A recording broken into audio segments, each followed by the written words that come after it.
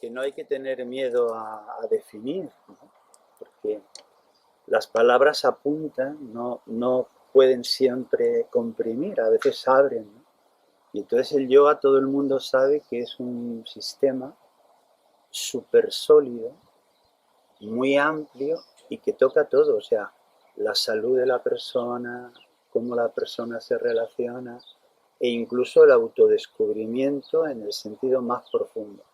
Mira, a mí cuando yo conocí el yoga, lo que me llamaba la atención es que había yogis que igual les interesaba la alimentación o les interesaba más el movimiento físico, pero de pronto había yogis que estaban investigando cómo hacer una sociedad más justa, cómo hacer un mundo más solidario, y de pronto entrabas y veías a otros yogis que estaban realmente haciendo un descubrimiento, que es el gran descubrimiento, y es que somos más de lo que parece que somos. Yo creo que eso es el gran descubrimiento, ¿no? Sí, resalto a lo que te refieres con dentro de la tradición del yoga que han existido eh, diferentes maestros o diferentes exponentes del yoga que han explorado esta realización en diferentes aspectos del ser humano. No solo una realización espiritual o de emancipación a través de la práctica y del retiro de una vida monástica, sino también de una vida activa en la sociedad. Efectivamente. Sí, y esto lo han sido varios exponentes en la vida. Y esto hace que es una de las cosas de las cuales es difícil colocar el yoga en un solo esquema, puesto que en la India en realidad el yoga no tiene que ver con una práctica específica, sino tiene que ver con con una idea acerca de la integración, ¿no? Sí. De la integración del ser humano consigo mismo y con lo absoluto. Entonces, de ahí que en todos los aspectos del ser humano y la cultura y la tradición de la India, la palabra yoga la utilizan para muchísimas cosas, incluso en el arte, en la música clásica de la India, en la danza, en el teatro indio. La palabra yoga también está presente, Sí. ¿no? Es decir, ese estado último de conexión del ser humano, de comunión a través de cualquier aspecto relacionado a la vida humana. Quizás en Occidente lo que pasa es que llega el yoga y hay mucha gente que practica yoga, ¿no? Pues en el 90, ¿no? Curiosamente había más gente que hacía gimnasia que yoga. Ah, sí, sí. O sea, el yoga que nosotros pensamos, pues no, el yoga era más bien algo minoritario Sí. y muy desconocido para la gente normal, Sí. ¿no? Entonces cuando yo vine y me preguntaban mis alumnos, ¿qué es lo que más te ha gustado? Y dije yo, los yogis. Lo que más me ha gustado de India son los yogis. Pero son escasos. Sí, y en aquella época pues todavía encontrabas personajes muy particulares, ¿no? Sí, claro. Porque hicimos toda la zona norte, ¿no? Y decían, yo no he vuelto a India, tengo pendiente ir al sur, que dije, tengo que volver, pero luego ya cuando eres papá y abuelo y todas estas cosas, ya los viajes entran en un segundo término. Yo como, bueno, estamos además en la asociación, ¿no? de yoga y filosofía. Yo si tuviera que definir el yoga, es una filosofía sapiencial, claramente, ¿no? La característica de las filosofías sapienciales precisamente es lo transpersonal y lo transcultural, ¿vale? Es algo común, o sea, durante la historia de la humanidad, en diferentes momentos y en diferentes lugares se han hecho mapas distintos para las mismas experiencias humanas, ¿no? Había un filósofo que bueno, recopiló esta idea también, muchos de ellos lo han hecho obviamente, ¿no? Desde Huxley con la filosofía perenne, bueno, muchísimos, Fromm también, ha habido un siglo pasado que es donde, digamos, ha sido la cuna de lo que tenemos, o lo que yo suelo denominar yoga contemporáneo, ¿no? Que no es solo India o solo Occidente, sino lo que permite la permeabilidad o la flexibilidad de la sabiduría, que es adaptarse y a diferentes momentos, a diferentes lugares, y hace que sea casi a la vez de la conexión con la impermanencia imperecedero, ¿no? Que sería esa perennidad, ¿no? La que apuntaba Huxley. Pues este filósofo, Hadot, recopiló que las experiencias, aunque hubiera mapas distintos para hablar de ellas, apuntaban hacia la independencia interior, soberanía interior, independencia interior, sí, independencia interior, paz interior, ¿no? En los griegos hemos visto ataraxia, apatheia, ¿no? Que están muy conectadas a aspectos de la filosofía del yoga directamente, ¿no? Si fijáis Yoga Sutras, buscáis independencia interior, ¿no? Paz interior y conexión, yoga. Yoga como comunión, como te estabas diciendo, conexión cósmica, ¿no? Conexión con un todo, o con la experiencia de un todo más grande. En filosofías más filantrópicas o más incluso estéticas o ateas puede ser la sensación oceánica que decía Freud, ¿no? Pero es una experiencia, sea el marco filosófico que sea, ¿no? Sí, sí. Porque el marco, lo que realmente, y creo que es un aspecto muy, muy importante y para nosotros muy importante, soy yo a la hora de definir el yoga, es que la filosofía, ¿no? Como te comentaba, decía Sócrates, ¿no? Que en Yoga Sutras tenemos que hay 5 tipos de pensamiento, de vrittis, ¿no? De torbellinos de la mente, que solo hay uno que no genera sufrimiento. Los otros pueden generar y pueden no generar sufrimiento, ¿no? Y es el pensamiento correcto. Pero claro, es un libro, Yoga Sutras, de filosofía. Sobre todo es ontología, nosología y ética, básicamente. O sea, el pensamiento correcto sería agama, o sea, sería experiencia directa, inferencia y agama, ¿no? Sería lo que diríamos empirismo casi. Pero como no mira hacia el exterior, sino mira hacia el autoconocimiento interior, básicamente el yoga, pues entonces estamos teniendo esos aspectos, ¿no? Ontología, nosología, ética. Entonces, Yo estoy contigo en que hay una filosofía perenne donde el yoga se puede completamente meter, ¿no? Ahora, lo que es muy particular del yoga es que cuando la gente, digamos, sobre todo occidental, ha mirado al mundo interior, lo ha mirado desde la mente. Y el yoga dice, no, es el cuerpo y las energías, moviendo el cuerpo, moviendo las energías, moviendo la atención, vas a tener una experiencia de esa paz que a veces se ha explicado solo a nivel más, digamos, intelectual. Sí. Aquí iba, que era la frase que comentaba de Sócrates. Filosóficamente, tienen la misma idea de la ignorancia, ¿no? En toda la filosofía griega, básicamente el mal es la ignorancia, pero no es una ignorancia cognitiva, sino espiritual, ¿no? Entonces Sócrates apunta muy claramente a que el pensamiento correcto, no experienciado, filosóficamente es un pensamiento incorrecto. Entonces aquí era donde intentaba aunar, ¿no? De darnos cuenta de que si no hay una verdad experiencial, no hay una experiencia filosófica, porque a veces ha habido esa desconexión de filosofía como la cartografía, como el mapa, y no como la conexión con la conexión con la experiencia. Entonces yo claramente al utilizar la palabra para definir lo que hasta ahora he entendido por yoga, ¿vale?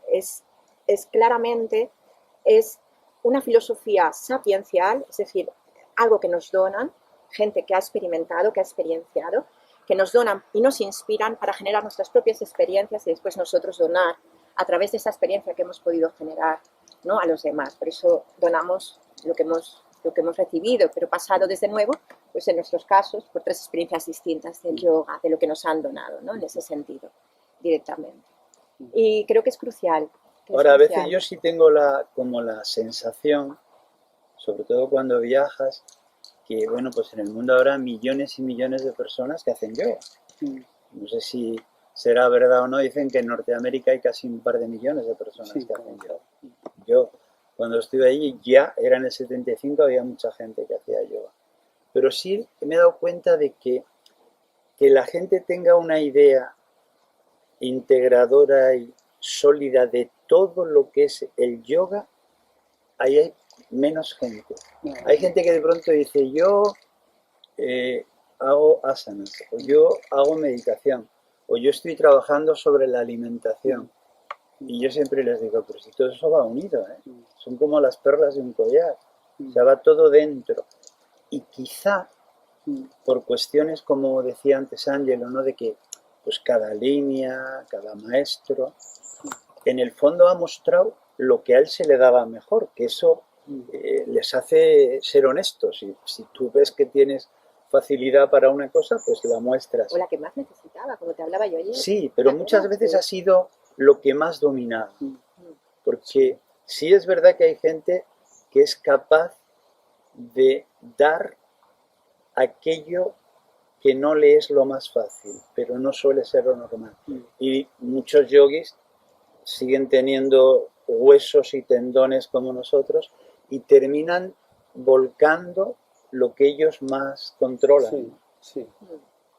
El caso, Sí. por ejemplo, Iyengar, o el caso de algunos maestros de meditación, Sí. que les haría mucha falta hacer asanas y sin embargo no. Y la meditación a veces parece como ahora no toca en yogas demasiado físicos. Y dices, no, pues es que todo es lo mismo. Es una buena clase de asanas. No tiene diferencia con una clase de meditación. Sí, sí, sí. Yo, la perspectiva era la que antes, la que ayer hablábamos, ¿no? Con lo de que muchas veces, bueno, cuando escuchas lo que a veces dices, ¿no? La vida nos da para saber escuchar lo que la vida nos da, para saber lo que nos pide. Y nosotros hemos ido como madurando, ¿no? Hablábamos precisamente de la generación y de la degeneración, del madurar, de lo que donas cuando es maduro, está experienciado, estaba esa relación.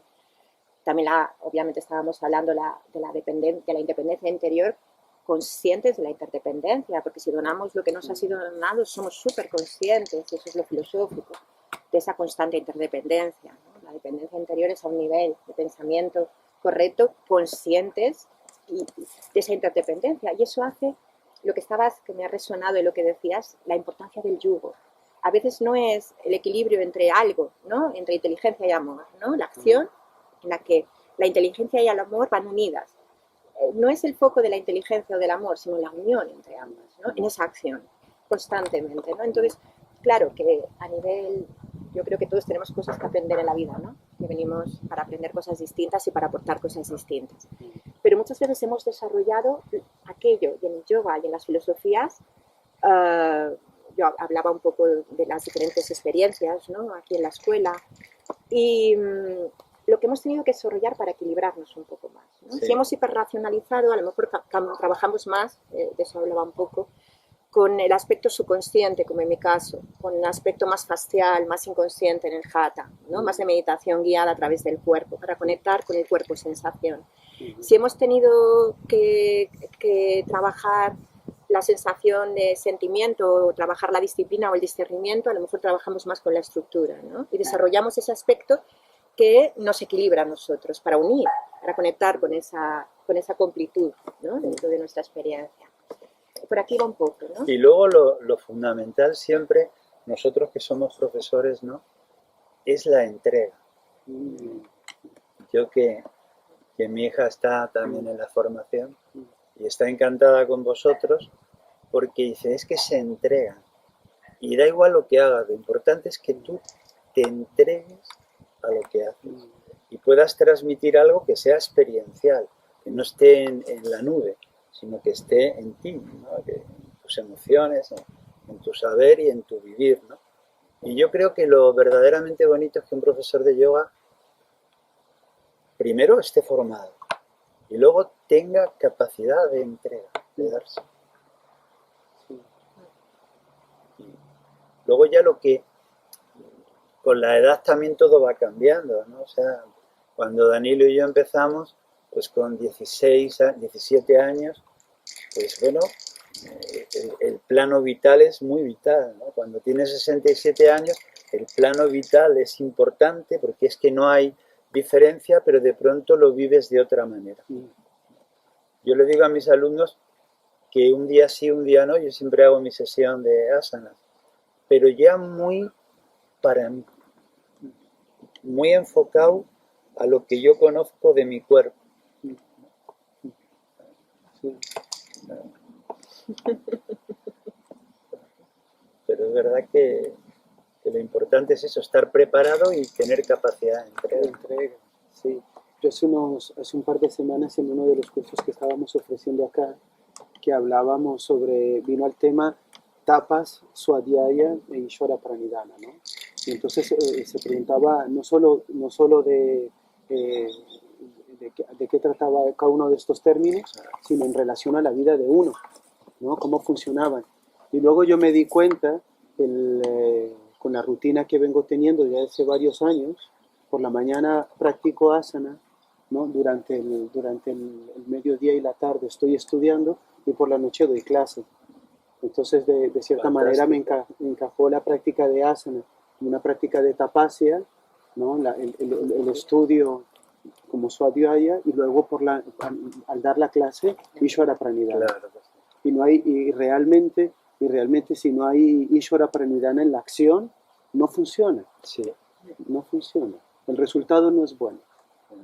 El resultado no es bueno, ¿no? Ese es. Pero fíjate que porque finalmente esta Ishvara Pranidhana, esta entrega o esta rendición, está muy relacionada con el concepto de sacrificio, no del ritual del sacrificio, de la ofrenda. Te entrega lo sagrado. De la ofrenda, te entrega ¿no? de ti mismo lo sagrado. Sí. En ese previo, en esos dos previos aspectos de etapas y Swadhyaya, es los pasos previos para poder entregarse realmente. Sí, totalmente. Tiene que haber austeridad, en el buen sentido, ¿no? En el sentido del silencio, ¿no? El silencio que derive de la simplicidad. Yo prefiero pensar cuando se habla de etapas, prefiero pensar en simplicidad, porque la palabra austeridad puede tener otras connotaciones. Sí, sí. La ha tenido en India. La ha tenido tenido bastante, sí. la austeridad. Pero simplicidad y debe haber simplicidad. Debe haber simplicidad para el estudio del sí mismo, ¿no? Debe haber simplicidad. Sí. Y debe haber estudio del sí mismo, debe uno conocerse. Si uno en la entrega, en la práctica de Ishvara Pranidhana, en el acto de Ishvara Pranidhana, lo que uno ofrece es uno mismo, ¿no? El objeto de ofrenda. Sí. Y la relación del corazón con ofrecer lo que te ha sido donado. Nos ha sido donado la vida, nos es donado cada palabra que pronunciamos a través del amor de otros seres. Uno ofrece se ofrece la vida misma a través de uno, puesto que uno es el elemento en el cual uno concibe la vida, ¿no? Claro. Sí. Y debe haber un estudio previo de uno mismo. Claro. A nivel finalmente, como decía Ale antes, aparte de los textos que puedan hablar del ser, ontología, ¿no? Yoga Sutras, Upanishads, Bhagavad Gita, ¿no? Debe de haber finalmente una experiencia vivencial de lo que uno es a través de la meditación, del diálogo. Además, mira, tapas, me estaba conectando, tapas, la austeridad, ¿no? Que en el estoicismo también tienen muchos trabajos o tienen ejercicios espirituales. Bueno, yo una de las cosas que añadiría a lo que antes he dicho de yoga es que el yoga es una filosofía sapiencial que realmente en esencia dice lo mismo que las otras filosofías sapienciales, ¿no? Pero tiene muchísimos ejercicios prácticos y espirituales. Tienes una maravilla o tiene un tesoro, y más en una sociedad tan desconectada, tan superficial, tan sobreexcedida, de ejercicios para reconectarte a ti mismo, ¿no? Que a veces parece esta cosa que con el lenguaje hacemos yo a veces digo, ¿no? Shiva es el destructor de los obstáculos que impide nuestro desarrollo interno, ¿no? Que es el mantra yogi por excelencia, y a la vez parece que es una contradicción con el Vedanta, ¿no? Pero que se aúna con las palabras cuando ves que aquello que es lo que impide el desarrollo interno es todo aquello que impide que te conectes contigo mismo, que te vuelva, por eso es rememorar, reconectar, ¿no? Y ves que ahí aunan constantemente. Y tapas, que cuando los aunamos, ¿no? Cuando estamos hablando ahora de niyamas, ¿no? De llamas o de niyamas, de observancias para uno, se aunan todos siempre. Si tapas, lo unamos con santosha, con pureza, ¿no? Te estás dando cuenta que los ejercicios estoicos de austeridad que se hacían, a veces la vida te los da. Yo a veces he dicho, ¿para qué me voy a generar sufrimiento si la vida ya está llena de karma, de causa-efecto, ¿no? Ya está llena de sufrimiento. Pero bueno, a veces era necesario reconectarse con esa capacidad para conectarse con santosha, con el contento, con el agradecimiento de inspiro la impermanencia de cada instante, estoy vivo, tengo una oportunidad vital. Y a veces el sufrimiento, el tapas que se ha ido un poquito, digamos que el extravío parece que es irse hacia generarse sufrimiento, ¿no? Si se entiende que la experiencia no es lo importante, sea la de sufrimiento o sea 20 experiencias, ahora tengo uno, ¿no? La identificación se identifica hasta con la experiencia, obviamente, ¿no? Sino con lo que extraes de ahí. Y si lo que extraes de esa austeridad es el agradecimiento, es santosha, es la pureza, es el contento, es la conexión con la impermanencia, ¿no? Claro, el problema que yo veo en Occidente es que las personas a veces quieren dar clases saltándose la práctica, la experiencia y el estudio. Es decir, él dice, perfecto, es que ya yoga, practico, estudio y doy servicio. Pero es que es imposible dar servicio si tú antes no practicas y antes no estudias, ¿no? Y entonces yo te contaba ayer que yo me encuentro a mucha gente que quiere ser ya formador de profesores o profesores. Digo, pues si todavía no eres alumno. ¿Cómo tú te quieres? Y es porque más que servir, te quieres posicionar, porque una persona desde fuera dice, ¡oye, qué bonito ser profesor de yoga, ¿no? Una cosa tan milenaria, todo el mundo te hace caso, tú llegas, esto es la leche. Pero claro, eso es ponerte al final sin haber hecho el recorrido y entonces no puede haber servicio, no puedes dar, No, no puedo. ¿no? O sea, cuando tú te vas llenando, dar es casi lo natural. Si tú vas practicando, si tú vas comprendiendo, vas viendo a grandes maestros, que es muy importante, ¿no? Cómo ellos relataban su experiencia.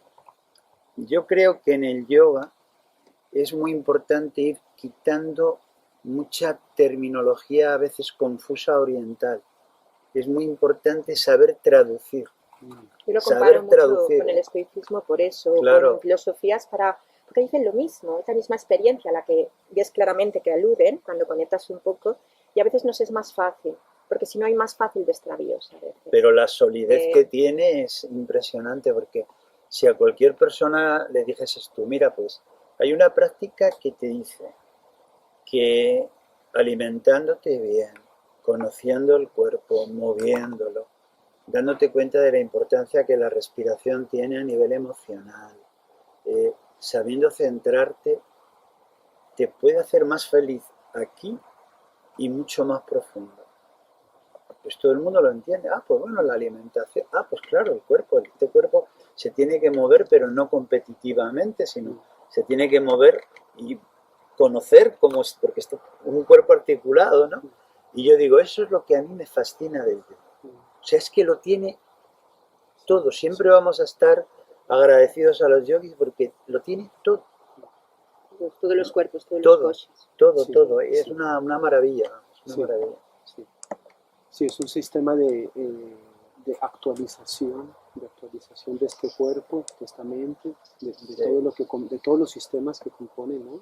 Este equipo de navegación, que finalmente es este cuerpo y la mente. Es que es eso, materia y conciencia un unidas, equipo de además. navegación, Sí. un equipo de navegación y esta exploración, este viaje de la experiencia humana va a estar muy condicionada por el equipo que está usando para navegar. Totalmente. ¿Está habitado o no? Si está habitado, si está operativo, si está bajo control en el buen sentido, en el dominio de quien domina las herramientas que utiliza, ¿no? Totalmente de acuerdo. Sin identificarse, ayer hablábamos también. Totalmente de acuerdo porque esta vida, aunque sea dentro de la totalidad, parece un fragmento, Sí. pero con un cuerpo con energía y con una mente con claridad y un corazón bien hermoso, vives mucho Sí, mejor. tenés el paraíso en la Claro, tierra. claro. Estás genial. Sí, sí. Es una experiencia completamente abierta Claro. y esa es una de las... Hay una... Qué bonito. Sí, hay una psiquiatra que no recuerdo de dónde es europea, del norte de Europa, tengo la idea, que ella ha tratado con casos de suicidio, ¿no? De gente que tiene pensamientos suicidios, depresiones, y ella desarrolló un concepto que se llama Teflon Mind, ¿no? Como mente de teflón, ¿no? Donde se cocinan cosas, que es el pensamiento, ideas, proyectos, cosas que suceden, ¿no? Que hace parte de esta experiencia, ¿no? Pero donde estas cosas que se cocinan, una vez cocinada y realizado el producto, no se pega nada. Claro. No se pega nada. Y dice que en las personas que... Claro, desidentificación, Claro. grado. En las personas que tienen estos pensamientos suicidios, son situaciones que han sucedido, samskaras que han sucedido, que no hay manera de sacarlas de ahí, Sí. que no hay forma, no saben cómo sacarlo de ahí, como estos sartenes en los que se les pega todo, ¿no? Sí. Hay un grado alto de identificación. Claro, hay pensamientos que... Esos son los britis que hablábamos ayer. O sea, briti a veces cuando se traduce, porque se puede traducir, pero es como tormenta. Es bucle, es un bucle, ¿no? Y hay gente que viene con una impronta, Sí. ¿no? Que puede ser, vamos, lo que se llama la onda kármica. Es decir, porque a mí cuando la gente me dice, pero tú, Enrique, cuando hablas de onda kármica hablas de otras vidas, y yo le digo, mira, más sencillo. Todo lo que se manifiesta tiene causas y condiciones detrás que le empujan a manifestarse. Entonces, yo puedo venir, o cualquiera de nosotros, con una carga, vamos a decir, fuerte. Imaginaros que encima tienes un aspecto energético, como dirían los grandes rishis astrólogos de la India, no muy bueno el día que naces. Y para colmo, el nacimiento ha sido tormentoso. Pues lo bonito es que eso se puede recolocar. Ah, sí, claro que sí. Pues será una Eso es lo más oportunidad de bonito. crecimiento. Claro que sí, Filosóficamente obvio. es una oportunidad Claro de que sí, crecimiento, de porque O sea que comprensión. no hay esa determinación No. para que tener que sufrir y repetir el sufrimiento. Exactamente. Y entonces ahí el yoga, todas las herramientas que da, desde empezar a hacer un movimiento hasta pararte y mirar o respirar, y de pronto cuando te vas dando cuenta, cambia el nivel de energía, que es el nivel de comprensión y sentimiento, y lo que te das cuenta es que en un nivel de energía, los problemas que había en otro nivel de energía, en este no existen. Exactamente. Es increíble. Exactamente. No Pero hay que existe. conocerlo. O sea, de hecho, hay los sutras, ahora no me acuerdo de los números de los sutras, pero son unos sutras que equivalen a las 4 nobles verdades en Yoga Sutras, Claro. que básicamente, sintetizados en 2 premisas, lo que vienen a decir es: el karma está provocado, causa-efecto, es el programa, causa-efecto obviamente, pero el karma está provocado, o el dolor del karma está provocado por la no aceptación de la impermanencia de esta vida. ¿Vale? Ese es todo el sufrimiento que genera el karma. ¿Vale? Entonces, el yogi, ¿vale? El trabajo del yogi es evitar el sufrimiento evitable. Básicamente se gira en esa dirección. Es decir, pero para querer superar el sufrimiento evitable hay que conocer el sufrimiento. Sí, ¿Vale?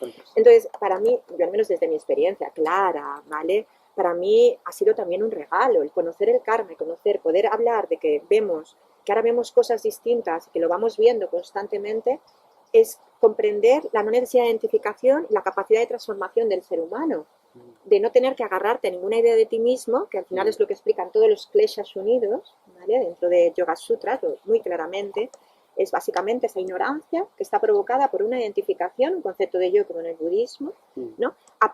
Agarrado a un apego irracional al placer y una aversión irracional, una avaricia que está basada en no comprender la impermanencia del placer y del dolor. El placer y el dolor es movimiento. Hay que morir al placer y nacer al dolor.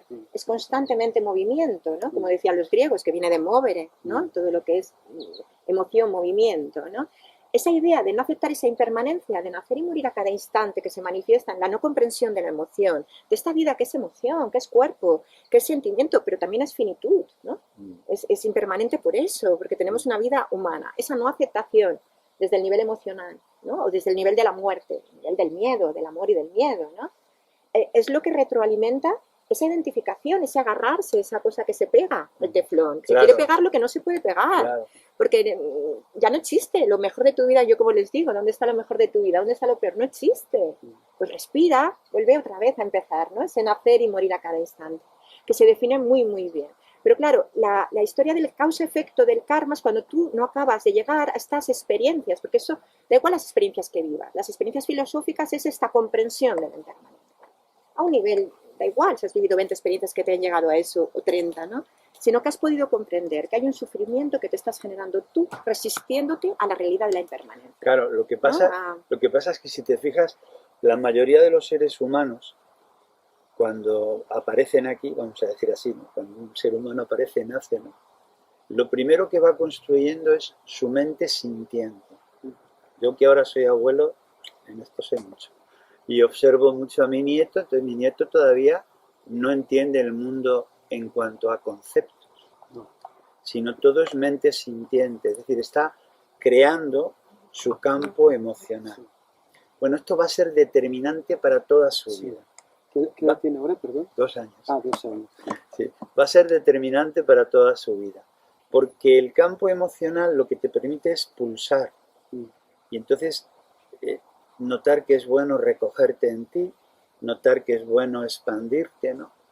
Y así un día hablando con los alumnos del centro de yoga les decía, si en esa época el niño siente que abrir la puerta de su casa para adentro es tan sagrado como abrir la puerta de su casa para afuera, si hay un equilibrio entre el cobijo y la aventura, el niño empieza a que su campo emocional pulse bien. Si no, para que lo entendamos, empieza como algo que pulsa, porque todo pulsa, pero no tiene su potencialidad de pulso, ¿no? Y los yogis enseguida se dieron cuenta y dijeron, tenemos también para eso. Tenemos todas las prácticas de asanas, de pranayama, que fundamentalmente van a que tú recobres tu pulso emocional, tu pulso energético, ¿no? Y, bueno, aparecer con una carga, desde el punto de vista del yoga, no es un peso, sino es una oportunidad. Sí, La filosofía sí. también es una oportunidad de crecimiento. Sí, sí, No sí, conocemos la compasión, no podemos conectar con las grandes, digamos, los grandes sentimientos filosóficos si no conocemos ese karma en nosotros mismos. Hay que trascenderlo. Entonces, es necesario, ¿no? Claro. Hay que conocer el sufrimiento para poder querer trascenderlo y conectar ya más con el Dharma, con otra conciencia. Porque al final es, en este mundo, la realidad, si el mundo es sufrimiento y es karma, no va a ser todo placer y dulzura, no solo ese sabor, es todo. Claro. Y conectar con el más profundo, que al final, a veces hablo de discernimiento y compasión unidos, ¿no?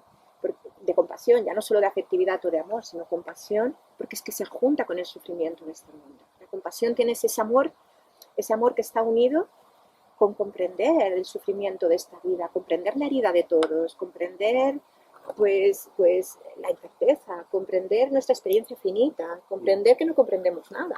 Claro. Entonces, está en esa unión, hay algo, bueno, que no, la compasión es conmovedora, pero no es solo está en este mundo, ¿no? Es la belleza, es el amor y en este mundo, ¿no? En esta realidad, en esta esfera. Yo ahora en esta época de confinamiento lo que les transmití a los alumnos, digo, me encantaría que la mayoría de la gente tuviese acceso a lo que son las prácticas o las herramientas del yoga.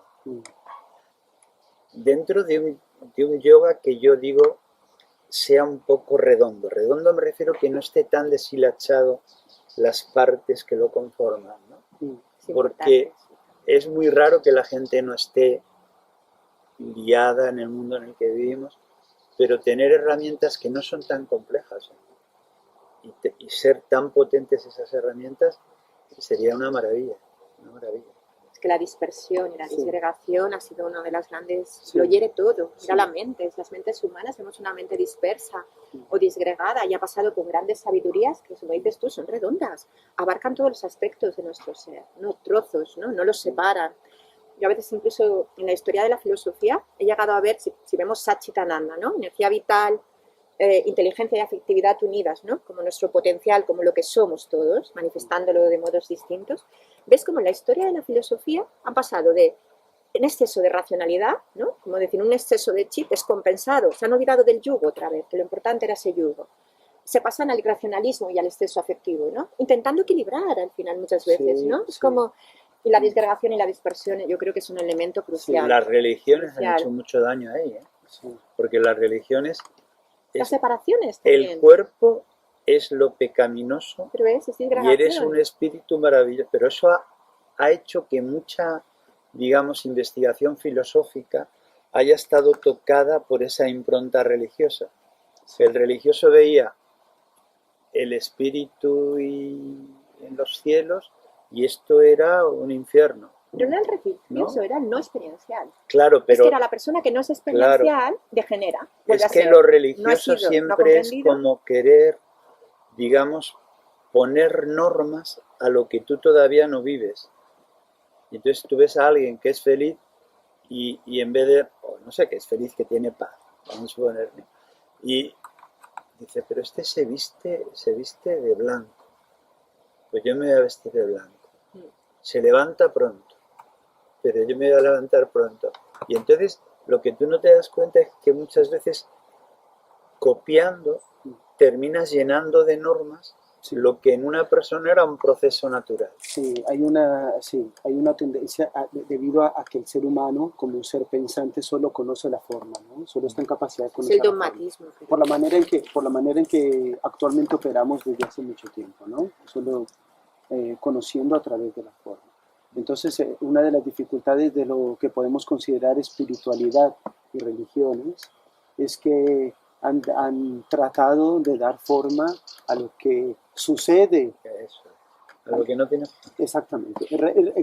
Ahora, el tema de todo esto es que la forma como tal es consecuencia de, ¿no? Es decir, aquello hacia donde apunta la espiritualidad, hacia donde apunta la esencia de la religión, ¿no? Que es religar, ¿eh? Sí, Fijaros que es exactamente. reunir otra Sí, vez. religión, Estamos hablando de dispersión. religión y yoga son sinónimos, Sí, ¿no? sí, bueno, reunir. Sí, yo diría lo religar. religioso, Los religiosos. porque la religión estructurada tiene otro cambio. Yo lo llamaría, Enrique, porque me acuerdo siempre, iba a decir que con mi relación con el yoga es ser muy buena alumna y soy alumna de los dos, ¿no? Ahí obedezco, ahí escucho, ¿no? Pero obedecer viene de escuchar, ¿no? Pero yo me acuerdo mucho cuando lo has expresado con las analogías que haces maravillosamente, ¿no? De cómo la gente tiende al aprendizaje vicario, al aprendizaje por imitación, ¿no? Ve un sabio y quiere la sabiduría del sabio, y entonces hace las cosas superficiales del sabio. Y por eso te decía que la escala para mí de la superficialidad al dogmatismo es la misma. Y si os fijáis es la misma que está conectada con lo que comentaba de Sócrates. Esas personas imitan, aprenden por imitación, aprendemos de dos maneras básicas. Imitamos y tenemos que, por eso esa imitación es muy importante ser consciente de ella, porque es la interdependencia. Yo he imitado y he aprendido por imitación y me han dado algo. Y esa imitación, esa inspiración que me ha dado otro imitándole, me ha logrado una experiencia en mí.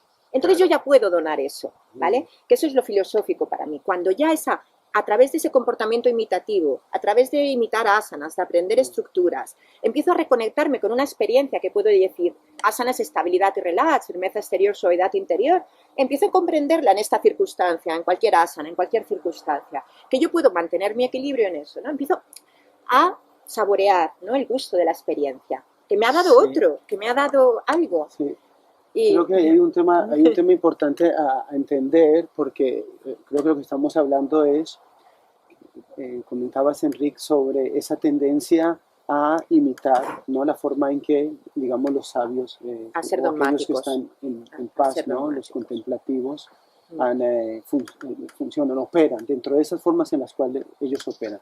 Entonces, por un lado, decíamos que tratando de imitar, ¿no? Había una confusión entre lo que realmente era, ¿no? Lo que realmente era su exposición con la forma en la que ellos se exponían, ¿no? Y había una pérdida de una verdadera realización porque había una confusión con la forma, ¿no? Es decir, creyendo que operando de cierta forma, con cierto tipo de elementos, con cierto tipo de prácticas, con cierto tipo de situaciones, ¿no? Iba a ser un sabio, ¿no? Desconociendo que en realidad todas esas cosas alrededor del sabio, la forma en la que viste, la forma en que come, la forma en que se relaciona, son simplemente consecuencia de una realidad, de un proceso que tiene que ver siempre con el equilibrio y con la calma. Por consiguiente, las cosas que le son cercanas son cosas que invitan la calma, o cosas invitadas por la calma, ¿no? Entonces, por un lado estaba eso, y por otro lado estaba hacia donde apuntaba Anale, que también, como parte de esa imitación, que es la manera en la que se trabaja en las escuelas, ¿no? Las escuelas, entonces puede haber una cercanía a la experiencia. Es decir, va a tratar de explicarlo en esta forma, hablando en el yoga y en Patanjali, por ejemplo, en Yama, se me llama, ¿no? Por ejemplo, ahimsa, ¿no? Es decir, el ahimsa es una consecuencia de una persona que está en paz, pero también puede ser una forma a través de la cual yo me puedo acercar hacia esa paz, ¿no? Entonces, para muchas personas, para el discípulo, para el buscador, ¿no? Las formas van a ser el medio a través del cual se van a desarrollar unas cualidades que me permitan dirigirme en esa dirección, y luego, una vez realizada la experiencia, una vez en el lugar, ahimsa será una consecuencia del estado natural del ser. Ahora, el problema de esto, que es hacia dónde derivó, o no quisiera decir el problema, pero el punto de esto es que hacia dónde se dirigieron las religiones es en una completa confusión de la forma con lo que subyace en la forma, ¿no? Sunyata rupa, ¿no? Como dirían o como hablarían en el budismo, ¿no? Una confusión de la forma. Sí. Y hablando del budismo, precisamente uno de los textos más importantes del budismo, que es el Sutra del Corazón, hace una exposición muy bonita de esto cuando expresa que la forma es vacío, ¿no? Es decir, la forma conlleva, el camino conlleva hacia esa vacuidad, hacia sunyata, ¿no? Pero el vacío también conlleva la forma. El vacío también es forma, ¿no?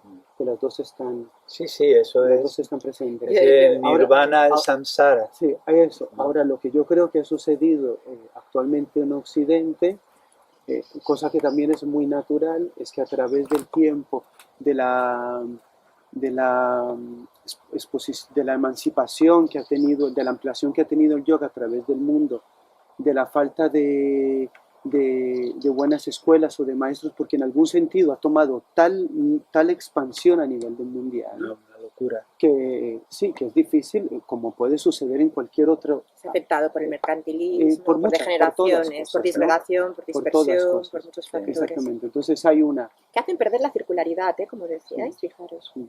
Porque mirar Kenzo, ¿no? El círculo medio abierto, pero todo es circular. Y Sí. la disgregación, la dispersión, el mercantilismo, las degeneraciones, y hacen perder Claro, su pero hasta circularidad. cierto punto, como decía Ángelo, es normal, porque es que el éxito que ha tenido el yoga ha sido Es increíble. increíble. Increíble. Nunca ha habido. O sea, realmente es un fenómeno. increíble, sí. Es un fenómeno muy curioso porque, no sé, esto lo decía yo justo hace un mes más o menos para una charla que tuvimos, no ha habido, al parecer creo que no haya habido otro fenómeno, ¿bien? Que haya tomado la misma capacidad de expansión como ha sido el yoga, en el sentido de que el yoga actualmente es algo, de la manera en que sea, porque luego Meditación, yo los venía- aspectos Sí, meditativos, y más la hatha. capacidad que tenga cada uno de entender. Antes cuando me estaba refiriendo a esto que estaba sucediendo, quería terminar de decir que en toda esta expansión que ha tenido el yoga, ¿no? Entonces, de cierta manera, hablamos de la forma y de lo que subyace en la forma, o de la forma como vía hacia a lo que subyace.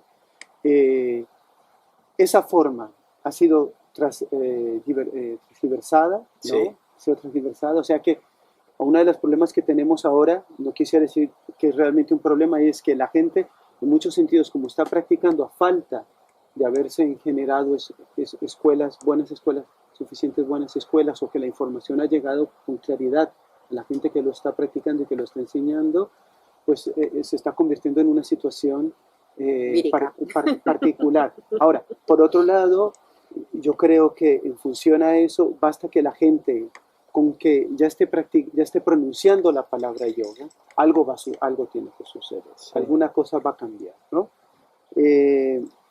Luego estaba haciendo referencia, siempre con este fenómeno que está así, que hablaba de que no ha habido otro fenómeno que se haya expandido mundialmente como es el yoga, ¿no? En relación a que de una u otra forma, todo tipo de personas, de todo tipo de estratos sociales, de todo tipo de culturas, ¿no? De gente de clases sociales ricas, de clases sociales, gente que vive en pobreza, de condiciones económicas difíciles, todo tipo de culturas, todo tipo inclusive asociado con diferentes religiones, de todos los sectores, gente mayor, gente joven, niños, están practicando yoga. Sí, porque al entrar en una clase de yoga, sea del tipo que sea, si el profesor está para servir y antes ha tenido su práctica, su estudio, todo el mundo nota algo, nota como bueno, pues un ambiente donde voy a investigar, bueno, hoy voy a investigar más la respiración o voy a investigar más el movimiento corporal. Luego todo va muy unido, pero cada plano, ¿no? Antes yo le decía a ella, cada plano tiene sus leyes independientes. Es decir, que todo está interrelacionado, pero es tan bonito que cada plano, aunque esté relacionado con otros planos, tiene sus leyes de independencia. Y las debe de tener. Y es que las tiene. Y entonces lo bonito es que da igual por dónde empieces, Sí. equilibras un plano, entonces eso crea una resonancia en otros. Sí. Es muy bonito. Yo me acuerdo cuando estuve en Estados Unidos que era una época en que había mucha moda por hacer yoga nidra. Mm, Claro, a mí me hacía mucha gracia porque yo venía pues de asana, pranayama, tal, y veía que la gente iba allí, se tumbaban y hacían un yoga nidra de media hora y la gente salía, pues el ejecutivo, el comerciante, salían maravillados, ¿no? Y yo decía, qué bonito llegar a un sitio, tumbarte, te guían en una práctica de atención, de relajación, termina la práctica y esa persona ha variado su vibración, ha variado su sentir, mm, ¿no? Y eso me parecía maravilloso, ¿no? sí, Sí, para mí, bueno, ya cuando se montó la asociación era para mí un proyecto político, que si os fijáis desde la época industrial y cada vez yo creo que una de las fuentes, digamos, de más desconexión de los seres humanos es el ritmo al que vamos. El otro día decía en clase que la mente va muy rápido, pero el cuerpo y la emoción son lentos, ¿vale? Y desde la época industrial, mira lo que se ha hecho con la naturaleza y mira lo que hemos hecho con nuestra propia naturaleza. Hasta los que somos conscientes de no estresarnos y que hemos querido siempre soledad y vamos a un ritmo que a veces a mí y vivimos somos absolutos privilegiados, ¿eh? Pero yo a veces siento ese sobreexceso que por contagio, porque nos contagiamos de otros seres humanos y vivimos en contextos de interacción y de interdependencia, estamos constantemente, ¿no? Entonces, ha sido tan excesivo el ritmo de los seres humanos en esta sociedad que el yoga yo creo que a vosotros mismos, sí, y sea la disciplina que sea, está otorgando un espacio cuando las religiones y la filosofía estaban, no digo muertas, pero no lo voy a decir, sobre todo con la filosofía, ¿no? Con lo religioso de religar, ¿no? De lo espiritual, pero sí estaban muy heridas. En una sociedad que había herido las religiones, la filosofía, y el yoga llegaba como un espacio de encuentro para reconectarte contigo. sí.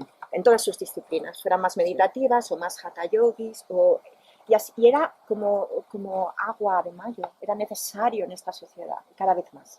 Claro, es que la sociedad moderna, Krishnamurti cuando terminaba las charlas siempre decía, estén ustedes relajadamente alertas.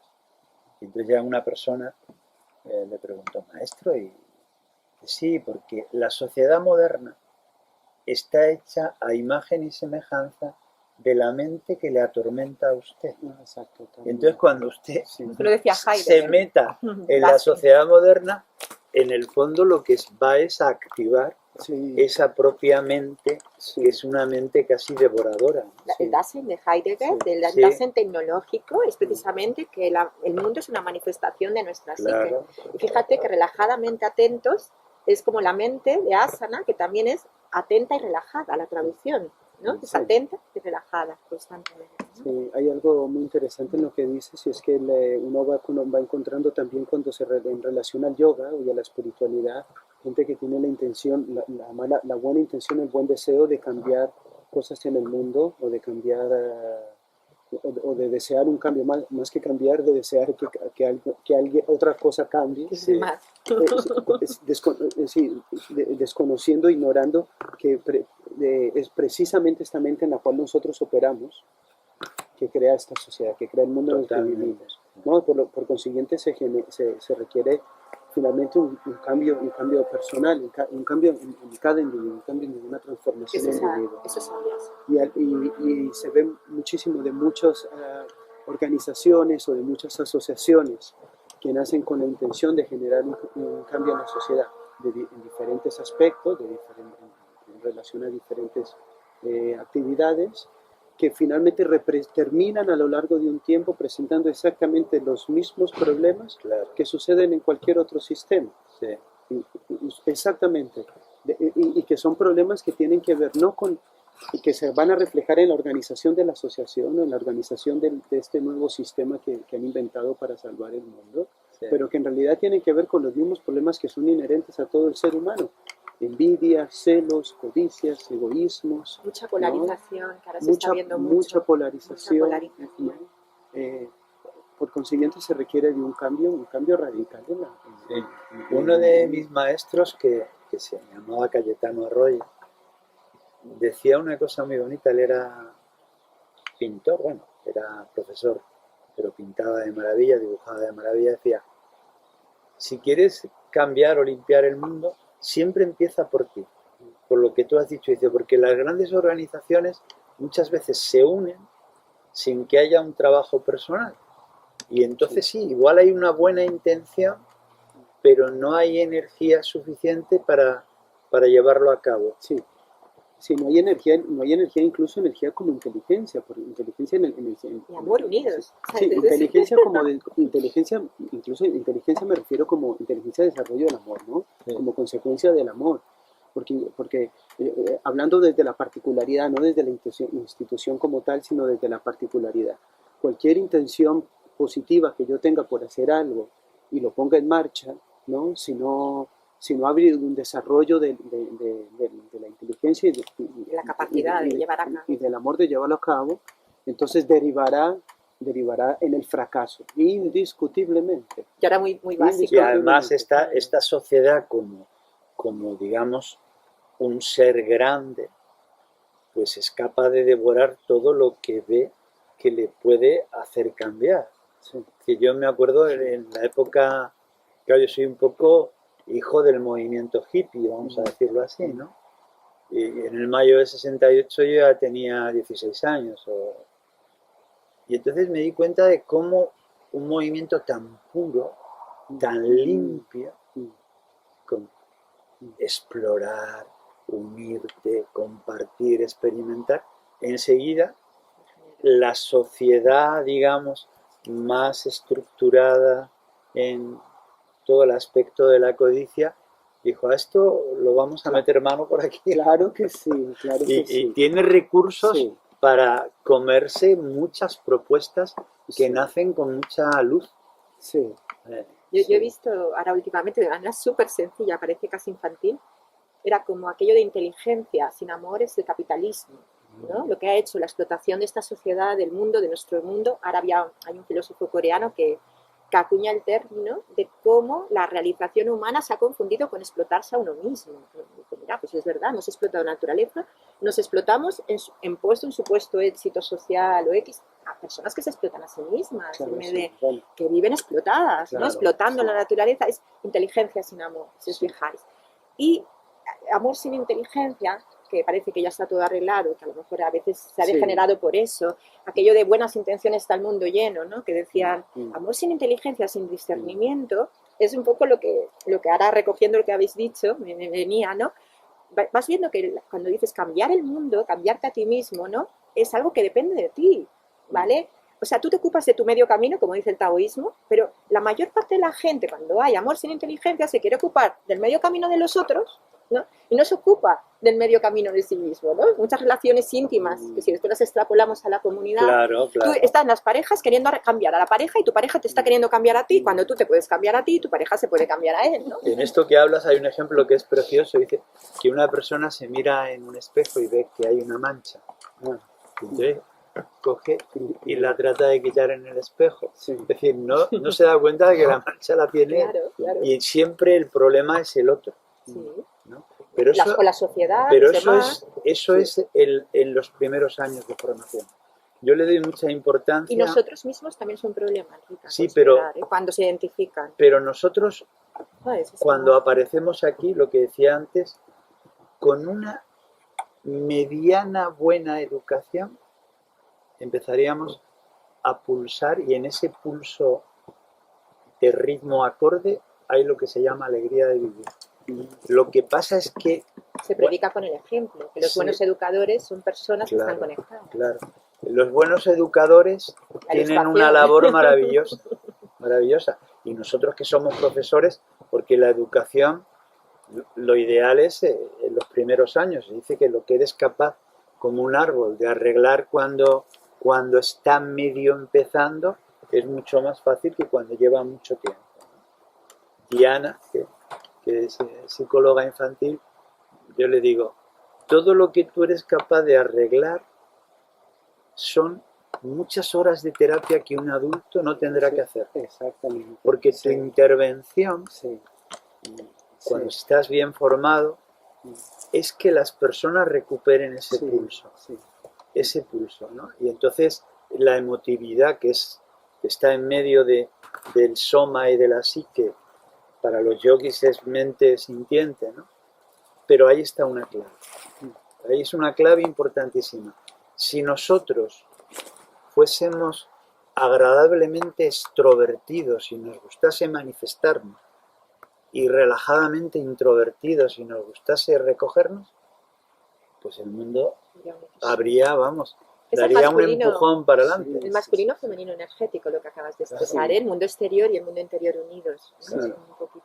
Esto mismo que expresas, yo lo solo tengo una gran amiga con quien a veces nos sentamos a hablar y ella por la forma en la que tiene de expresarse, además por el desarrollo que ha sido que ha hecho con ella misma, se refiere, ella suele utilizar la expresión y dice que los seres humanos no saben desaparecer, están todo el tiempo expuestos, no saben desaparecer. No tienen esa capacidad de tener un momento en el cual saben desaparecer, inclusive a veces utilizamos el término morir, ¿no? Que es a lo que te refieres tú con eso de recogerse. Entonces no hay recogimiento. No hay recogimiento. No hay recogimiento. Nosotros, bueno... Aquí está lo que decíamos del yoga socialmente, sí, quizá. Sí, no quisiéramos, no quisiera usar la palabra, dije nosotros, pero no está bien dicho, en la osteopatía, ¿no? Me refiero a los que están realmente en la osteopatía. Sí. Pues yo estuve durante un tiempo en una escuela de osteopatía, pero no soy osteópata. Aprendí mucho de ahí. Y una de las cosas que se habla en osteopatía o en fisioterapia es que todas las articulaciones del cuerpo, todos los mecanismos del cuerpo, no solo articulaciones, sino mecanismos, necesitan una noche y un día. Y necesitan noche y día. Necesitan un momento en el cual están activos, operando. Qué bonito. Y necesitan unos momentos en los que están descansando, ¿no?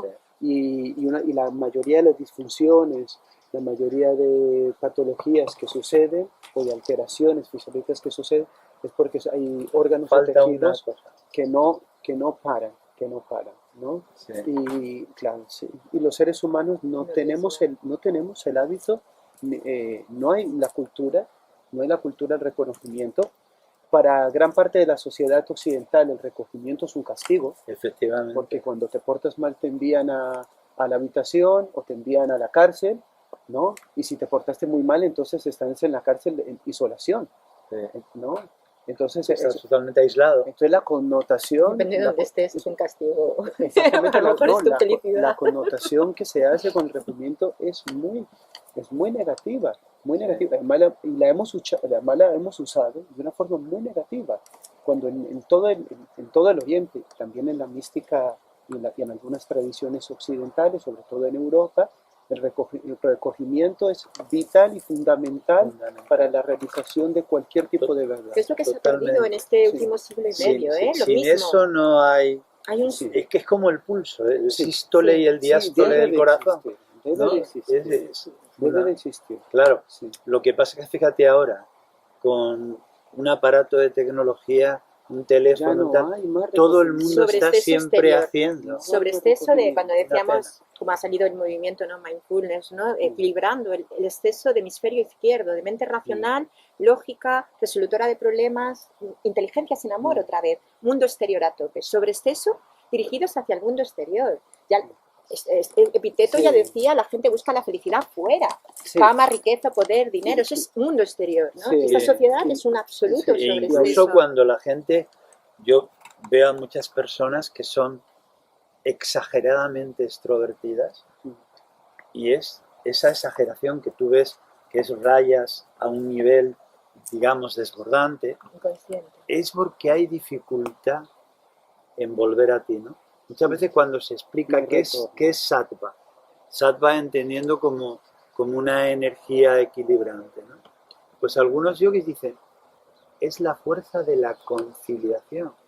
Sattva es la conciliación entre tamas y rayas. La vía del medio, el equilibrio. Todas las sabidurías han sido. Y es verdad que en nuestra sociedad del mundo occidental, recogerse es casi que castigado. Sí, es bueno, y es por eso que yo creo que también ha triunfado tanto el yoga, porque era esa ausencia, esa carencia que tiene de reconexión. Al morir, las fuentes religiosas, que eran maneras que tenían hace los tatarabuelos de reconectarse, me imagino, ¿no? Al morir, cierta espiritualidad en Occidente y ser esa inteligencia sin amor, sin espiritualidad. Ayer hablábamos también de antes de llegar a lo transpersonal, había que conocer primero la independencia interior y la interdependencia unidas. Para Efectivamente. llegar a lo transpersonal tienes que combinar tu soberanía interior de lo que depende de ti, pero saber que estás hecho de otros y necesitas a los demás para seguir viviendo y aprendiendo Sí. y sintiendo y estar conectado, ¿no? Constantemente. Sí, por eso lo que decía Angelo antes es muy bonito, es tú tienes que conocer, armonizar tu equipo de navegación. Sí. Eso me ha gustado Sí, mucho. Exactamente. Porque es verdad, es como Sí. si te dan un aparato Sí, y tú no sabes bien cómo funciona, sí. no le puedes sacar las prestaciones. Exactamente. Entonces, cuando tú Sí. conoces el cuerpo y te das cuenta de que tonificando un músculo Eso. cambia todo, Sí. o Entonces, notando que la respiración sí. se calma, y dices tú, pero bueno, si son cosas tan sencillas, pero cuando estás en esa mente desbordante, Sí. no lo ves. Es que mira Sí, tu pulso, sí. recogiendo el pulso, lo que estaba diciendo de la navegación, ¿no? Si ves ondas, ves la inspiración, yo la relaciono normalmente, además, si miramos a Vyasa y Vairagya, que vuelve a ser lo mismo, porque es acción entregada, ¿vale? En la acción correcta, que es la autoindagación interior. Fijaros que pero es una acción esforzada en la autoindagación, en el autoconocimiento interior, ¿no? Y a la vez desapegada. Soltar, Entonces ese pulso que dices tú es nacer a cada instante, morir a cada instante. Nacer, que es acción apasionada y entregada, consciente, ¿no? Es un pulso constante en la misma respiración. Claro, por eso muchas veces hacer algo bien y de pronto no tener ninguna apetencia de ganancia por haberlo hecho bien. Sí. Yo cuando llegué Fantástico. a Canadá en 1975, estuve un tiempo en Canadá y luego me quedé de staff en una organización de yoga, ¿no? Y entonces la comunidad budista me hizo una invitación pues a pasar un fin de semana con ellos. Y me acuerdo que me quedé impresionado porque estaban haciendo un mandala de arenita, pero que llevaba a la comunidad toda la semana haciéndolo. Sí. Y de pronto, bueno, yo estaba allí, todo precioso y bueno, era como, Enrique, tú ya que estás aquí en Montreal con nosotros. Tal. Y la ceremonia era con telas, Sí. volar Sí. todo lo que la comunidad había estado haciendo tan bonito durante toda la semana. Yo me acuerdo que hablé con mi hermana y le dije, tenemos que aprender mucho de los budistas. Sí. Sí, además porque en realidad el momento importante, el momento realmente importante es el momento en el que se deshace el mandala. Y todo el trabajo previo de hacer mandala fue únicamente en función a poder deshacerlo. De esa celebración. Deshacerlo. Sí. Ahora que hablábamos de que el mundo está, los seres humanos viven volcados hacia lo externo e incapacitados de ir hacia el interior. Entonces a mí la impresión que tengo es que en realidad se encuentran como en una especie de limbo mental en el que realmente no llegan a ir completamente hacia afuera, es como si se hubieran quedado trabados, porque en realidad estar afuera, lo que podemos decir afuera, lo que quiere decir estar afuera, en realidad es de aquí para afuera, no porque eso es lo que yo llamo de aquí para afuera, es poder estar en conexión con el mundo.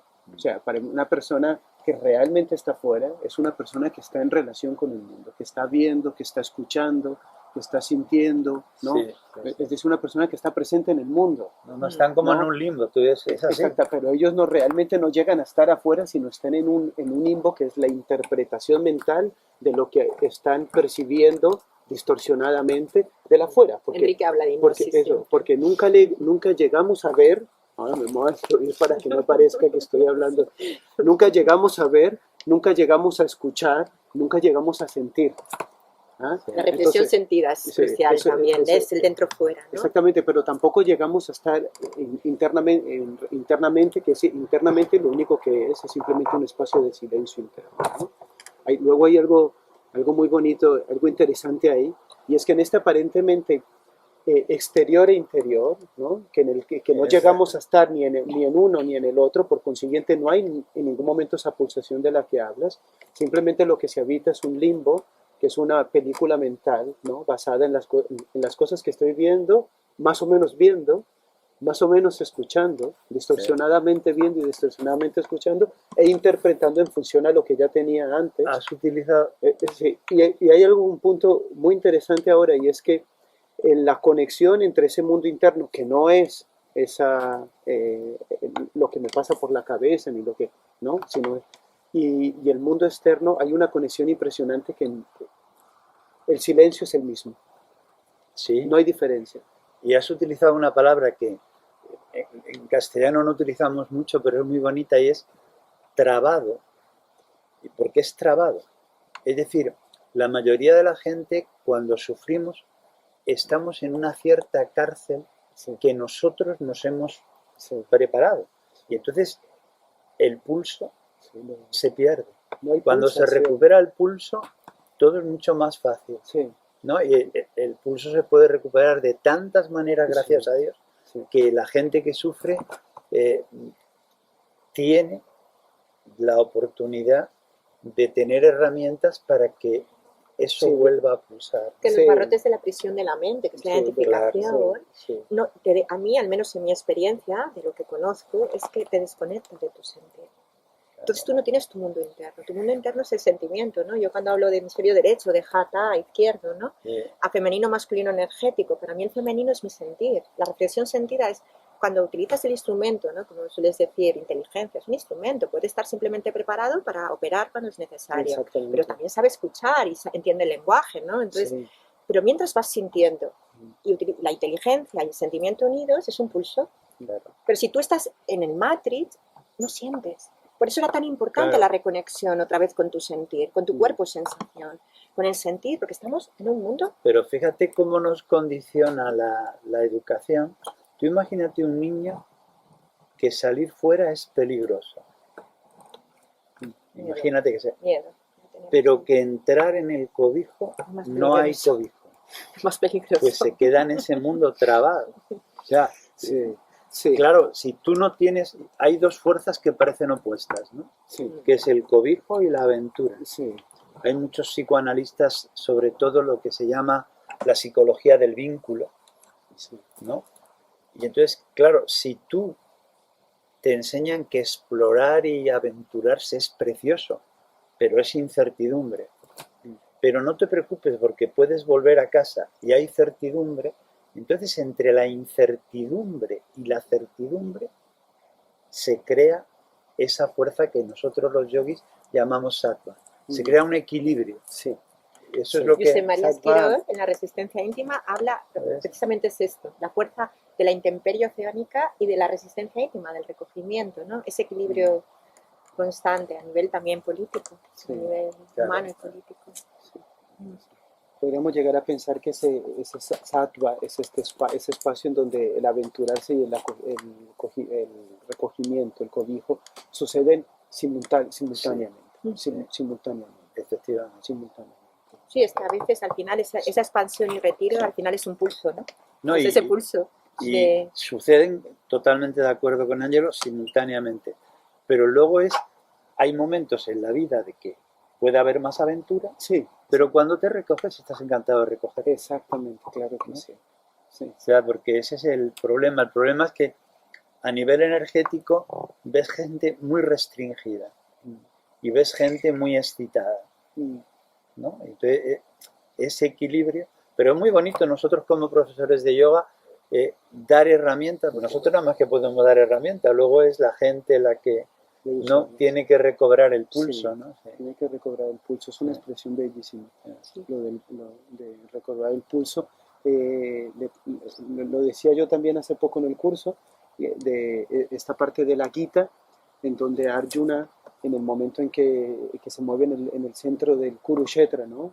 Que le pide a Krishna de llevar En medio de la batalla. exactamente, y en ese momento empieza a flaquear, y recuerdo que en uno de los primeros shlokas de esta parte, le dice a Krishna que sus piernas tiemblan y no se puede colocar de pie, y que sus brazos tiemblan y no puede sostener el arco. Cuando Krishna le pregunta qué le pasa, ¿no? ¿Qué es lo que le está pasando?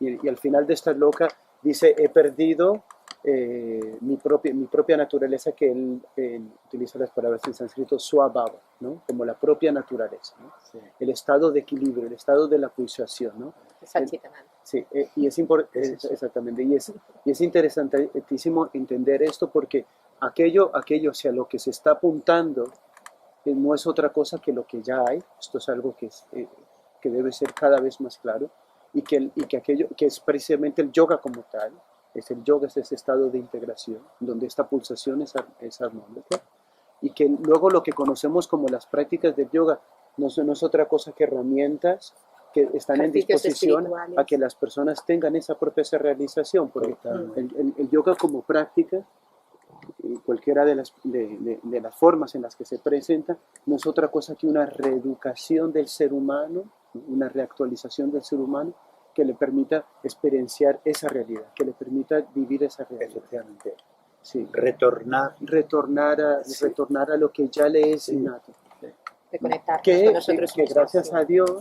gracias a Dios, la buena noticia es que como la conciencia y sus manifestaciones, ¿no? Y todas sus diferentes dimensiones en las cuales se manifiesten, suceden simultáneamente, no es algo a lo cual realmente se perdió, no es que se ha perdido algo que hay que nuevamente buscar, sino que sigue estando allí. Claro, es como si lo hubieses olvidado. Lo que se sucede en el ser humano es un olvido. Se habla de y en algunas tradiciones... Claro, Gurdjieff hablaba del recuerdo del sí. Del recuerdo del sí mismo. Está esta frase bellísima de Gurdjieff en su último libro que dice: la vida solo es real cuando yo soy. Efectivamente. Es como si nos programaran en el karma, por decirlo, la sociedad, o nos programáramos unos a otros, ¿no? En ese causa-efecto que genera sufrimiento, que nos desconecta de nosotros mismos, para después, yo lo pensé mucho con Krishnamurti en la adolescencia, porque veía que no era lo mismo desaprender sin haber aprendido. Primero tenías que aprender, ¿no? A programarte el karma, porque si no simplemente eras un consciente, no un sabio. Podías confundir inconsciencia con sabio. Entonces tenías que programarte para después desprogramarte, ¿no? Sí. Para después, era como conectarte en este mundo, en el karma, en el sufrimiento, en el depredador, en eso que nos hace daño unos a otros, en ver todo lo que nos duele. La filosofía se ha encargado muchas veces de quitar programas que no son nuestros. Los programas de errores de juicio que nos desconectan, que generan este mundo doloroso, ¿vale? De hecho, ha sido su gran esencia, desprogramarnos. El filósofo era el genio loco también en muchas culturas, porque no buscaba la fama, la riqueza, el poder, el dinero, que es lo que las emociones inferiores buscan constantemente fuera, buscaba dentro, ¿no? Entonces, ese primero programarse para después empezar a filosofar experiencialmente, o empezar a indagar o autoconocerse para desprogramarse y volverte a reconectar con la esencia, ¿no? Sí. Con la bondad fundamental, con el desear que estamos bien, con lo que es un niño en principio. Sí, y es muy bonito eso. No se ha perdido nada. Sí, ¿no?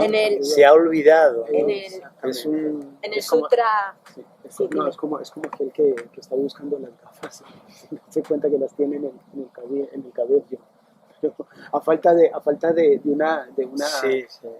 una actualización de los órganos de percepción, ¿no? De los órganos de percepción, de los karma indriyas, los órganos de conocimiento, no es capaz de darse cuenta, que no es capaz de percibir que las gafas las tiene puestas, ¿no? Va buscando las gafas por todo lado, ¿no? Sí. Pero yo creo que hay algo por lo que tenemos que vivir esto, ¿no? O esta experiencia humana, es como el karma o el dharma, la comprensión que han mostrado los grandes sabios, ¿no? Como que es que si no sería demasiado fácil. Es decir, habría que para conocer la interdependencia de todos y lo transpersonal que podemos hablar de todos, o conectar con la emoción compasión, como tenemos que pasar por esa experiencia. Si no, no podríamos. O sea, se va a aludir al Sutra 233, son los Brahmaviharas budistas después, que si te fijas en un niño, yo cuando lo comparto, hablo, fijaros en un niño de 2 años que no haya sido herido, porque un niño si ha sido herido, o sea, si un niño es cruel es que algo ha pasado. Cuando lo ves en niños muy pequeños, de menos de 4 años, y dices, uy, ¿no? Pero normalmente lo que estás viendo es que un niño, una criatura que está empezando, ¿no? Va a sentir, que es esa ética que tiene Yoga Sutras y que después recoge el budismo, ¿no? Los Brahmaviharas, que es compasión ante el sufrimiento, ¿no? Alegría ante la felicidad ajena. Tú vas pensando en un niño y dices, compasión ante el sufrimiento, ¿qué te pasa? Te dirá el niño, ¿no? A cualquier animalito, ¿estás bien? ¿Qué te pasa? ¿No? Alegría ante la alegría, ¿no? Es como estará la gente contenta y te pones contento. Alegría ante la virtud, ves cosas hermosas y alucinas, te sale de dentro, ¿no? Y indiferencia ante la no virtud, cuando ves cosas que no son hermosas, te vas, ¿vale? Te alejas, ¿no? ¿Cómo se ha distorsionado? Si empezamos a preguntarnos por cada uno, ¿cómo se distorsiona, ¿no? La falta de alegría ante la luz de los demás, ante la virtud, la envidia, la competitividad, cosas absurdas, ¿no? O ante la compasión, bueno, investigando en ello. Te das cuenta que esa propuesta que es Brahmavihara es como los lugares de Brahma, ¿no? Los lugares de los dioses, ¿no? Es volver a lo que nuestra naturaleza está en un niño de manera. Pero yo me pregunto, que era un poco lo que os instaba, en que volvemos de manera distinta, que era la diferencia entre la inconsciencia y la sabiduría, ¿no? Es que cuando volvemos, regresamos, pero regresamos después de la experiencia humana. Después, Claro. y entonces comprendemos la compasión, o lo que expresó los grandes maestros, de otro modo, Sí. ¿no?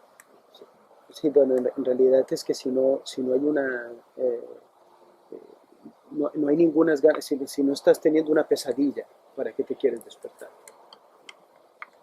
Si estás viviendo un sueño fantástico, No quieres no te despertar. quieres despertar. Por consiguiente, de hecho, en algunas veces he llegado a escuchar en India mismo que a veces se dice que la riqueza del ser humano es que al conocer el sufrimiento surge el deseo hacia la liberación. Y luego suelen hacer referencia a los devas, que los devas al vivir en la virtud y al vivir dentro Se de... pueden quedar. Y sí, no hay No hay deseo de evolución, liberación, puesto que no. ellos no conocen la enfermedad, no conocen la muerte, no conocen el sufrimiento. Sí. Por consiguiente, no tienen ningún deseo de la liberación. Es menos interesante para los budistas esa experiencia de Deva, es mucho más interesante la experiencia humana. Sí, Precisamente por sí, eso. sí. Sí, luego en el Vedanta van un paso más allá, porque en el Vedanta dicen que con la idea de, es una de las frases a las que se refiere Nisargadatta cuando decía que el mundo es perfecto como es, ¿no? En el sentido de que en el Vedanta van un paso más allá, y es que con la idea de uno que se tiene que liberar nace la idea de la liberación, ¿no? Es decir, el sufrimiento está ahí, ¿no? Hay un montón de sufrimiento en el mundo, pero con la idea del uno que se tiene que liberar, entonces nace la idea de la liberación. Y en el Vedanta ese uno que desea liberarse finalmente tampoco existe, ¿no? Es también un aspecto de la mente. Esto hace las cosas un poco más fáciles también. Sí. Sí, que es la polarización, la tendencia de la dualidad La y la tendencia polarización. de la Yo con polarización. Einar le comentaba a Enrique ayer, ¿no? Que le comentaba entre el punto medio. Yo quiero estar en el medio. Dices, pero entre la verdad y la mentira no hay medio. El medio está en la verdad. Entre la justicia y el abuso, en la justicia y el abuso, no hay medio. No puedes estar entre la verdad y la mentira, entre la justicia y el abuso. En la justicia está en medio, porque no juzga el abuso, lo comprende desde la ignorancia, lo comprende desde otra experiencia, porque lo ha comprendido también en sí, ¿no? O en la verdad, obviamente, ¿no? Que es lo que ha buscado siempre la filosofía, la verdad, pero no la verdad cognitiva o dualista o de palabras.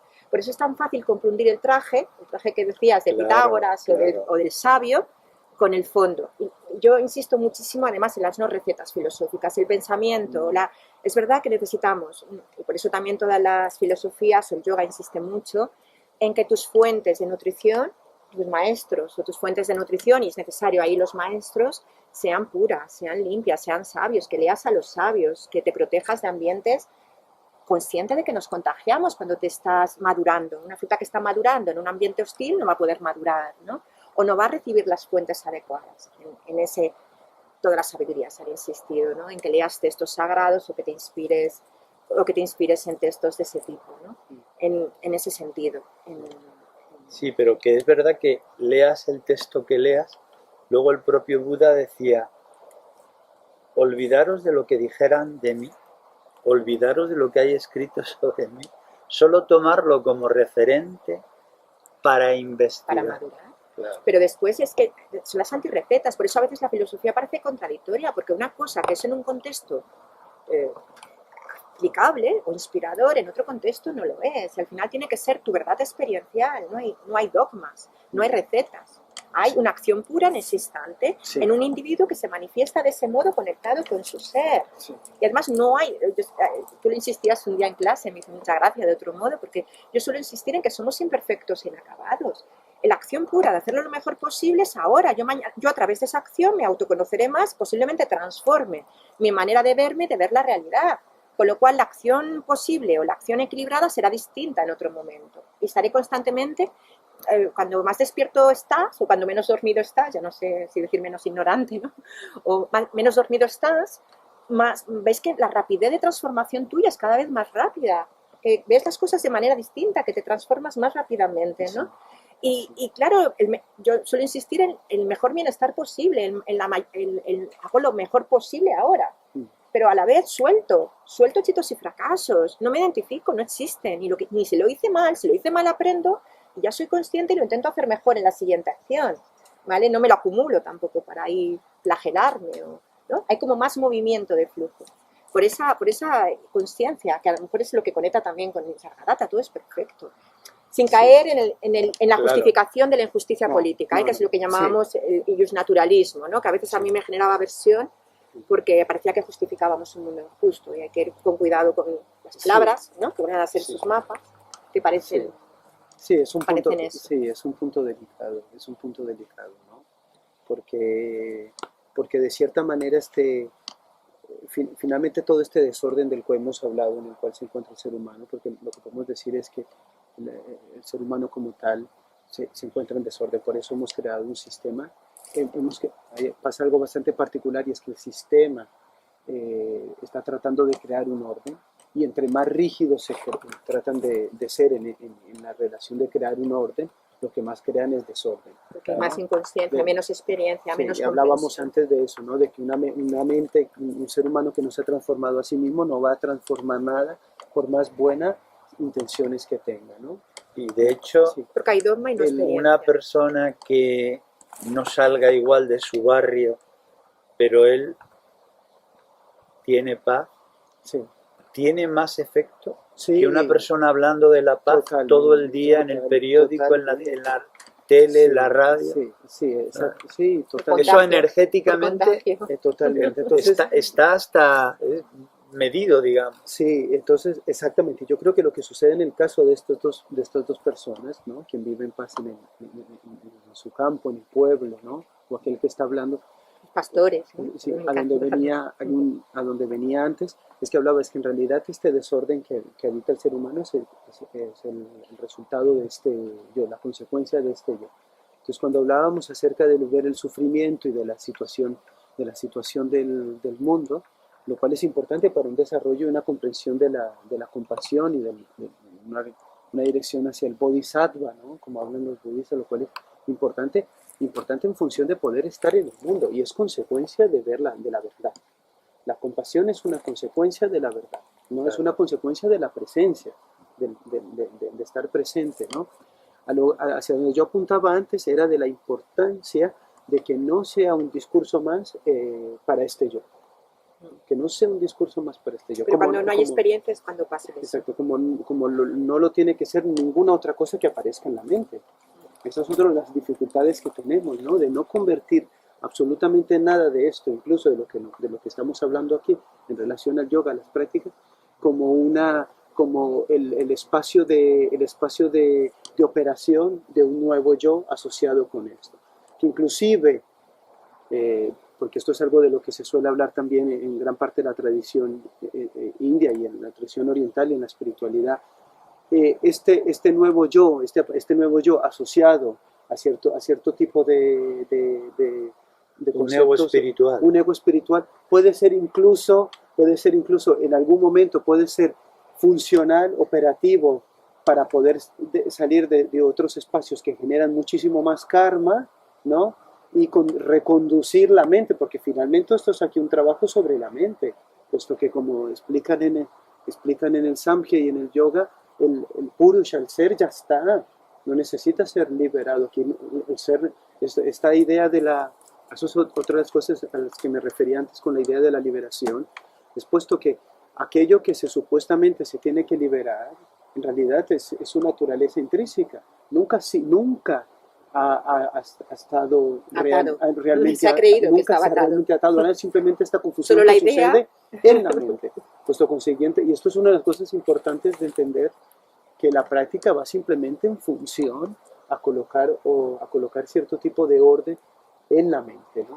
Sí, es como esas mentes que hablábamos ayer cuando te ves en los ojos de los demás, ¿no? Es eso, ya te estás montando un atado. Por eso los grandes maestros, cuando le dices, pero a nivel esencial, el llevar una vida tan horrible como estoy llevando va a tener algún efecto, y dice, no te preocupes, si a nivel esencial no hay ningún problema, lo que pasa es que aquí lo vas a pasar peor.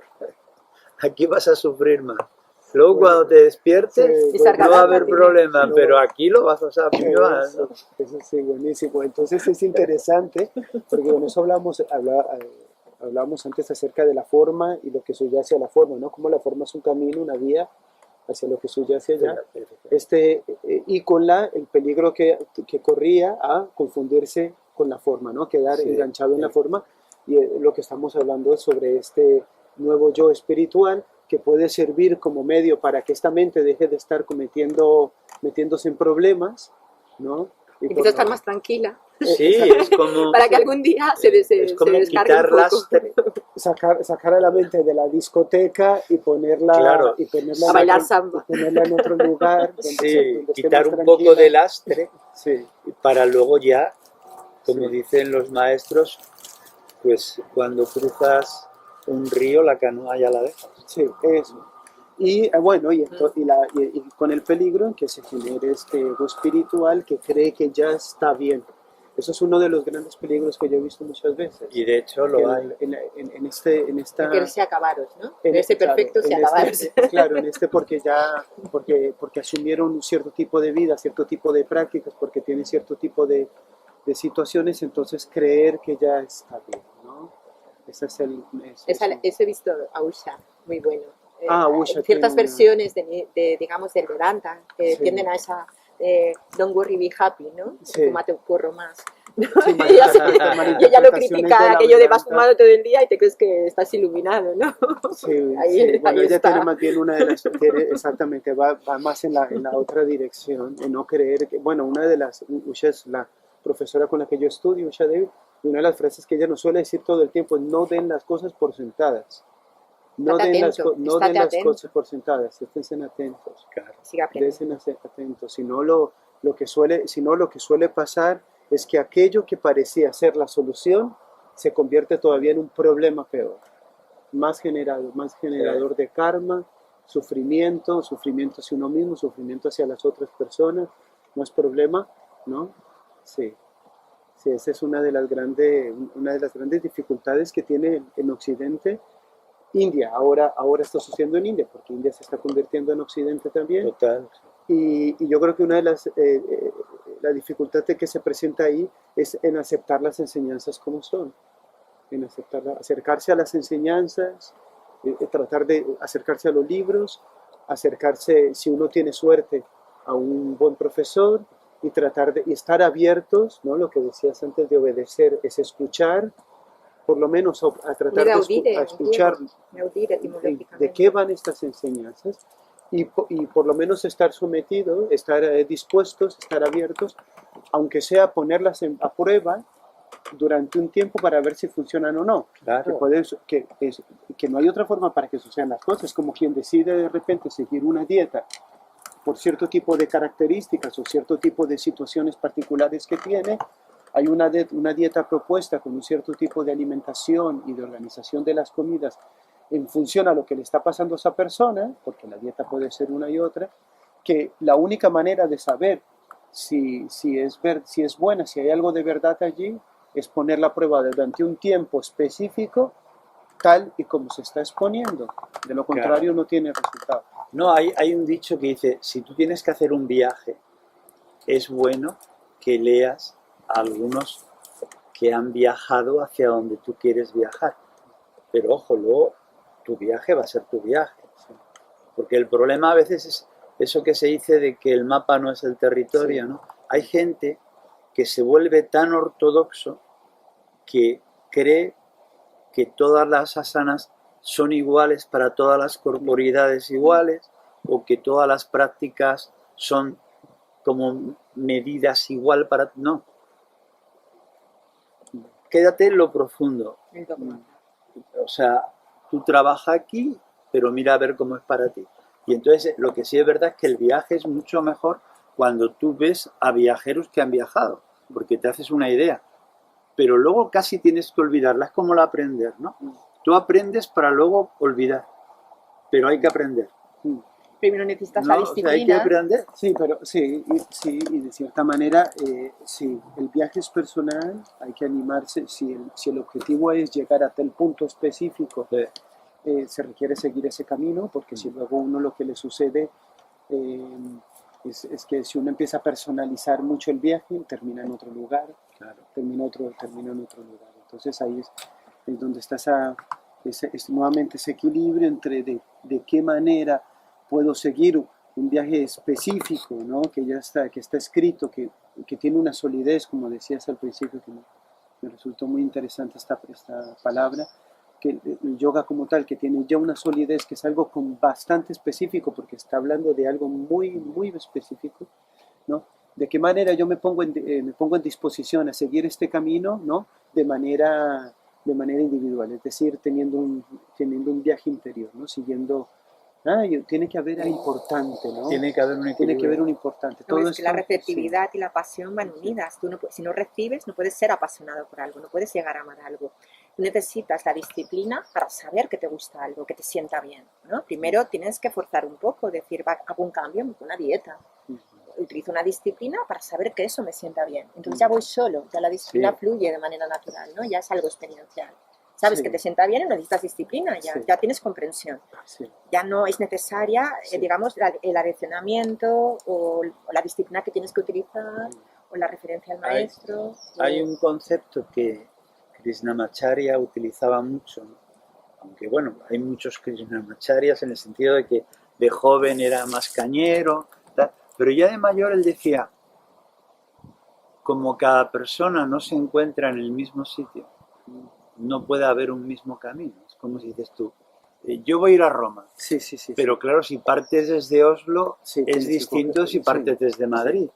Entonces él, al final, que luego se lo transmitió a Desikachar, pero bueno, él enfermó, digamos, pronto, ¿no? Pero era muy bonito todo esa visión del Vini Yoga, es decir, ¿tú dónde estás? ¿Qué cuerpo tienes? ¿Cómo son tus circunstancias? Entonces vamos a ver si hacemos algo que te lleve donde queremos, pero dándonos cuenta de dónde tú estás. Porque si no hay un yoga a veces que es como muy uniformado. Venga, hacer este ejercicio de respiración. Y antiguamente, nosotros lo conocemos bien, antiguamente el yoga era yo, ven a verme, te miraba, tal, ven a verme dentro de 15 días. Ese era el yoga. No existía el yoga en clases. Sí, es la tendencia a universalización. Lleva 80 o 90 años haciéndose así. Lo esotérico se convirtió esotérico en exotérico, ¿no? La universalización occidental a técnicas que eran más pues, gurukula, ¿no? De transmisión directa entre alumno y maestro. Eso es, por eso que también el yoga contemporáneo, cuando hablamos, es una fusión entre Oriente y Occidente. Es algo que está totalmente fusionado en nuestra manera de comprender, experienciar, pero lo importante yo creo que es eso. Como al final se trata de experiencias, hay una riqueza de tesoro que nos ha llegado, da igual el lugar, da igual en qué época de la humanidad, si tú conectas con esa experiencia, estás conectado, ¿no? A esa fuente, ¿no? Que al final es lo que tiene la mayoría de las sabidurías, ¿no? El estoicismo también se ha puesto de moda, por ejemplo, ahora, porque también tiene muchos ejercicios espirituales, hacen ejercicios similares. Quizá no utilizan el hatha, ¿no? Que el hatha es verdad que el hatha conecta mucho con ese elemento olvidado por ese dualismo cuerpo-mente, que en la cultura pues cristiana malentendida o cierta degeneración del cristianismo, al menos como yo lo entiendo, ha habido esa desconexión, ¿no? En un momento dado, asociando emociones inferiores al cuerpo, ¿no? A lo femenino, a lo problemático, ¿no? Queriendo reprimir en vez de comprender, ¿no? Esa tendencia humana también que ha generado ese extravío, ¿no? Y el yoga tiene esa parte de, sobre todo el hatha, que es lo que más ha reconectado, también obviamente las degeneraciones desde el kura sui, ¿no? Desde el cuidado de uno mismo al culto al cuerpo, es una degeneración. Y el yoga también reconecta también las modas a veces porque alimenta eso, ¿no? Pero a la vez hay un fondo que también después conecta con la psicosomática, que es lo que tiene el yoga global circular que decías tú, Enrique, o que decíamos, ¿no? Que está trabajando con todos los cuerpos y que en el cuerpo físico se manifiesta todo lo reprimido emocional, lo mental, o la identificación, o todas las cargas. Y da igual si entras de dentro a fuera o de fuera adentro, o por el cuerpo físico. Lo bonito del yoga es que por donde empieces, vas a conectar con todo. Si la persona, el profesor es honesto y está preparado y tiene experiencia, da igual que entres por la respiración, por la alimentación, por las asanas, da igual. No tiene sí, sí, sí, va a crear un equilibrio. sí. Claro que cada plano tiene su propia independencia, que es la más muy bonita. Sí, No hay, me parece que era Leibniz, ¿no?, el que hablaba de planos equipolentes, en el sentido de que cada plano, pues en el fondo no es un plano, pero tiene una independencia.